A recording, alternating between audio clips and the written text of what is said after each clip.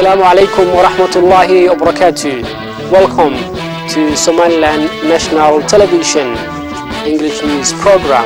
My name is Farhat Sheikh Habib and I'm here to update you with the latest top stories coming up. The main news headlines. Somaliland President on a work trip designed to assess the living conditions of Western regional residents met with youth in Erigavo. Ministry of Resettlement and Rehabilitation alongside Islamic Relief Foundation in Hargeisa continues to distribute aid in Somaliland.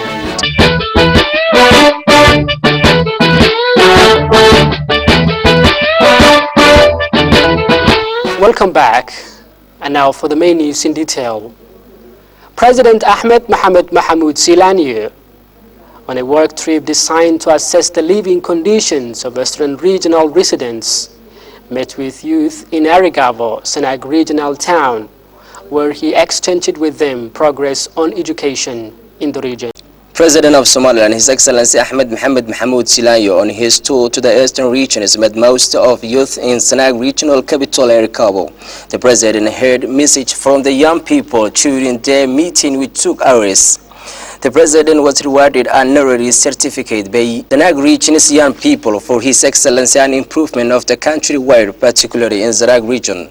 Members of the youth who met with the head of state of Somaliland, Ahmed Mohamed Mahmoud Silani, gave details about the reasons behind their satisfier of president.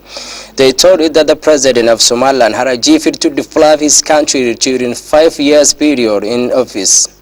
The main progressive point is the long road linking the Senag region to the other parts of the country. Somaliland Ministry of Resettlement and Rehabilitation alongside with Islamic Relief Foundation in Hargeisa continues to distribute aid in Somaliland to newly arrived Yemeni refugees escaping from the deteriorating security in Yemen. Somaliland Ministry of Resettlement and Islamic Relief Foundation have jointly organized an event animated for distributing aid and other necessary assistance to Yemeni refugees fleeing the ongoing Saudi Arabia-led war. Director General for Ministry of Relocation and Head of Islamic Relief Foundation oversaw the distribution of the aid to more 350 Yemeni refugees' families.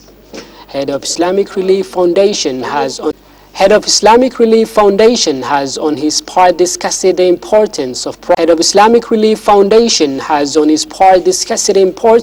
providing assistance to Yemen refugees, where he pledged to do their utmost to deliver life-saving assistance and protection service to the extent possible. Director General for Ministry of Relocation, speaking at the distribution venue, said ordinary Yemeni refugees' families are struggling to access healthcare, water, food and fuel commodities that are the basic requirements for their survival, and it's the duty of all Muslims to help their brothers in time of need. Somaliland National Television has on Friday visited to Egal International Airport in order to trace down to witness current scale of the airport in accordance with the International Civil Aviation Organization. Egal International Airport meets the International Civil Aviation Organization ICAO standards and developed the airport to one of the best in East Africa that will be equivalent to either Scale 9 or 10 to airport standards upon completing the airport basic services. Somaliland National Television has earlier today found out government's plan of Egal International Airport to expand and modernize the facility as a key regional flight hub in the near future. People landing and taking off the airport expressed happiness for the extension recently made to renovate the runway at the airport. The Somaliland Civil Aviation and Air Transportation has followed and adhered to the standards and the recommended practice of International Civil Aviation Organization. Some telecommunication company in Somaliland has on Friday launched a new approach to distribute its newly emerged 4G network throughout the country. Nuruddin Aluchuk has more. Somtel, one of the telecommunication companies in Somalia, initiated first 4G network service, which has higher speed of internet that did not exist in Somaliland before.